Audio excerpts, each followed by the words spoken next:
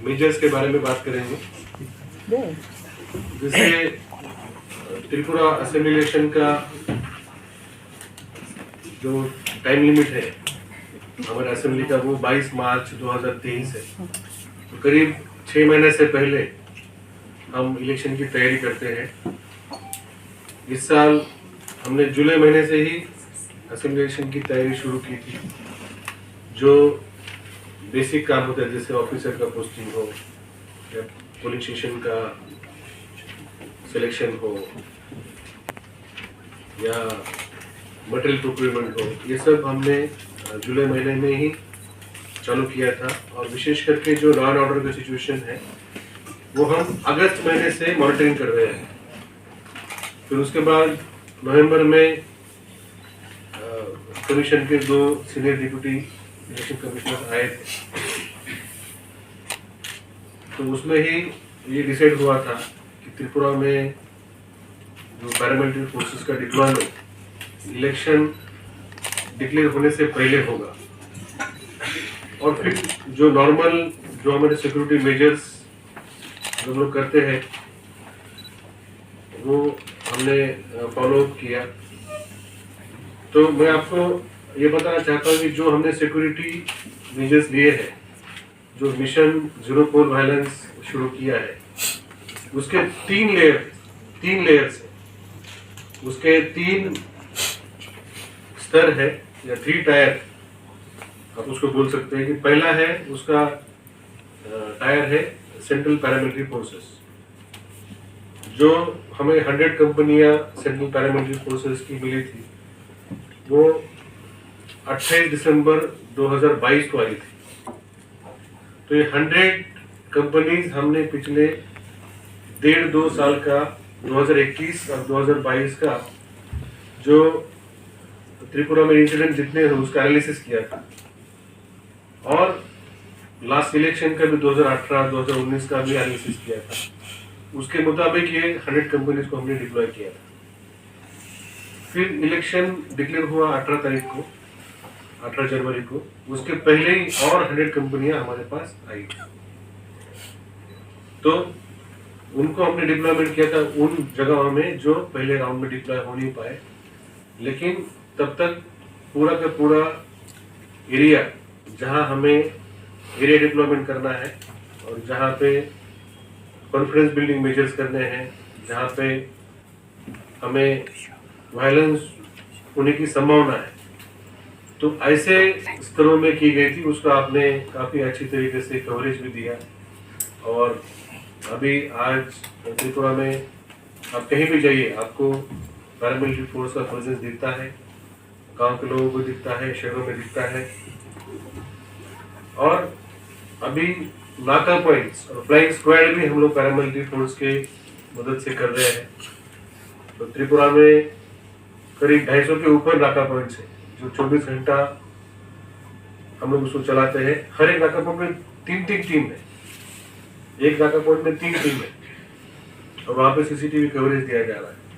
आज हम आपको एक प्रेस रिलीज देंगे, आपको न्यूज मिला होगा कि चुराईबनी में हमें आज करीब 10 करोड़ का गांजा मिला। एक ट्रक, पूरा ट्रक ही मिला। और सिपाही जला में बड़ा ऑपरेशन हुआ। तो ये सब हम लोग सेंट्रल पैरामिलिट्री फोर्स का जो प्रेजेंस है, जो पहला टायर है। दूसरा टायर है हमारा प्रिवेंटिव मेजर्स जो पुलिस डिपार्टमेंट की तरफ से होता है। और उसके बाद ये 2 टायर काम करने के बाद भी अगर कुछ वायलेंस हुआ तो फिर उसके ऊपर हम लोग रिस्पॉन्स देते हैं पुलिस की तरफ से। तो अगस्त महीने से जैसे मैंने बताया आपको कि हम लोग ये सब चीजें मॉनिटरिंग कर रहे हैं। तो जो आईजी क्राइम है और स्टेट पुलिस नोडल ऑफिसर है जीएस राव साहब, मैं उनसे रिक्वेस्ट करता हूँ कि वो जो हमने प्रिवेंटिव मेजर्स अगस्त महीने से लेके आज तक लिए हैं और जो रिस्पांस हमने कोई इंसिडेंट को दिया है, जो 2 टीयर है उसके बारे में। और ठीक है, उसके बाद उन्होंने कुछ समय के लिए रास्ता रोको किया, लेकिन कोई भी लॉ एंड ऑर्डर अपने हाथ में ना ले। हमारा यही आपके माध्यम से अनुरोध है।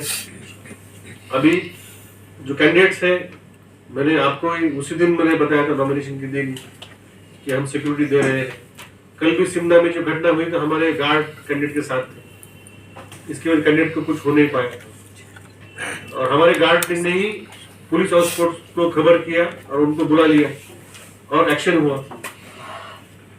जहां पर भी ऐसी घटना, जैसे उस दिन टकरजलन घटना हुई थी, तो कैंडिडेट के पास ही उनके साथ ही हमारे पीएसओ थे। तो अभी हम इलेक्शन एजेंट को भी हमने ट्रैकिंग करना शुरू किया है, जो कैंडिडेट इलेक्शन एजेंट को अपॉइंट किया वो भी ट्रैक कर रहे हैं।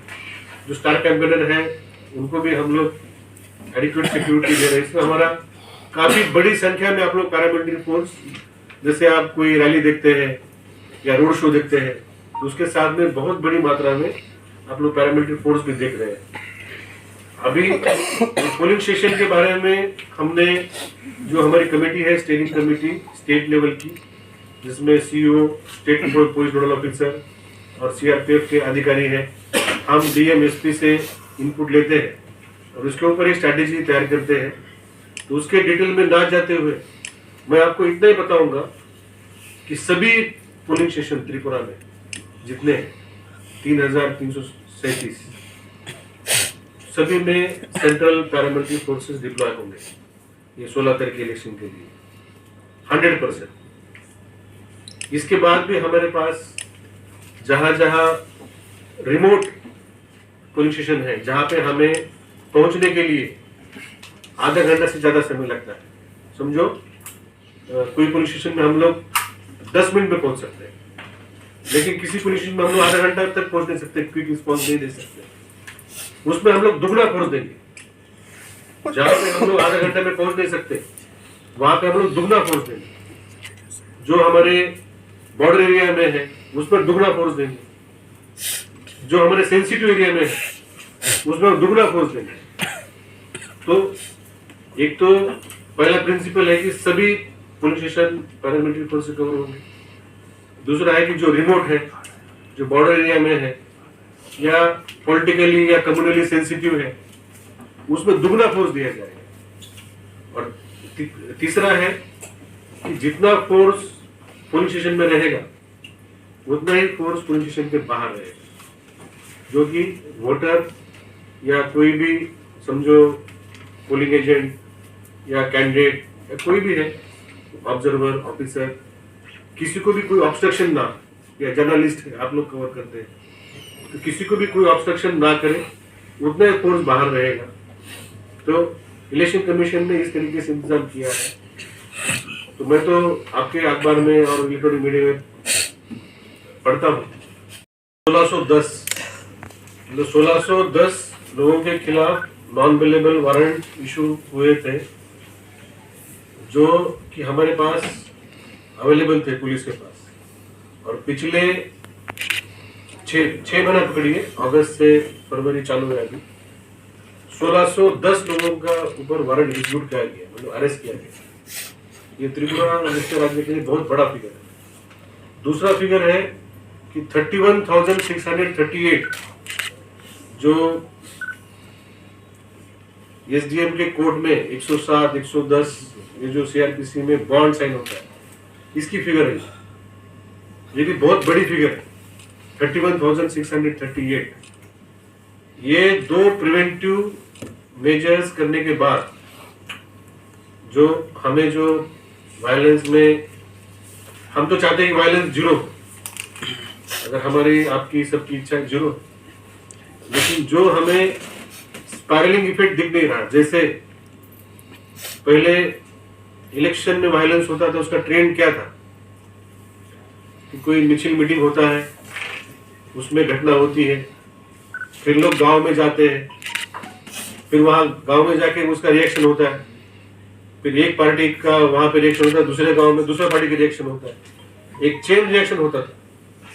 वो जो चेन रिएक्शन जो हम लोग बंद कर पाए हैं, इसका बहुत बड़ा श्रेय जाता है प्रिवेंटिव एक्शन। प्रिवेंटिव एक्शन आपके पास नहीं पहुंचती है, वो तो हम लोग डिपार्टमेंट में, एसडीएम ऑफिस में, थाना में होता है।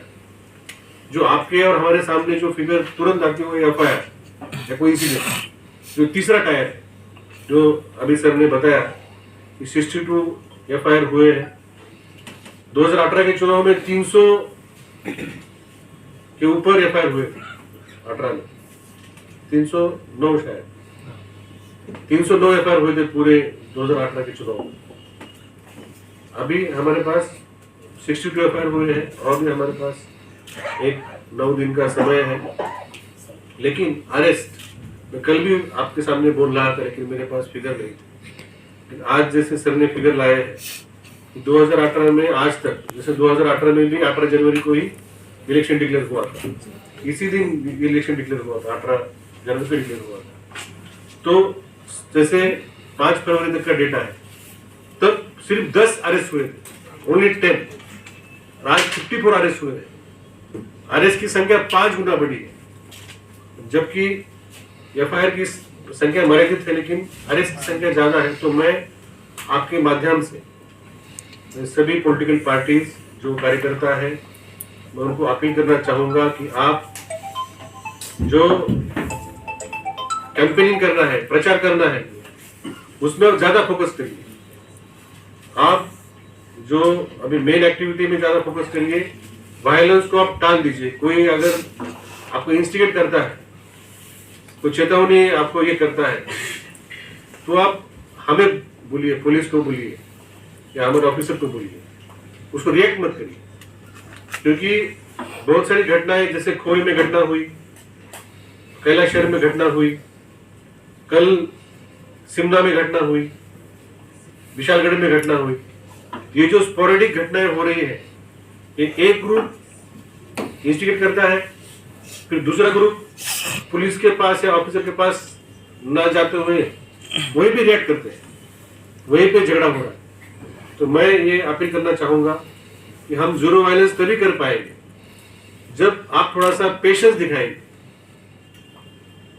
थोड़ा पेशेंस, थोड़ा मैच्योरिटी, थोड़ा लॉ एंड ऑर्डर का बारे में रिस्पेक्ट दिखाएंगे, तो ही हम ये अचीव कर पाएंगे। लेकिन घटना अगर हो गई तो ये जो फिगर है ना, सर ने दिखाया यहाँ पे कंप्लेनेंट जो 62 एफआईआर में कितने कंप्लेनेंट है और किनके खिलाफ कंप्लेंट की गई थी, अरेस्ट भी किसको किया गया है।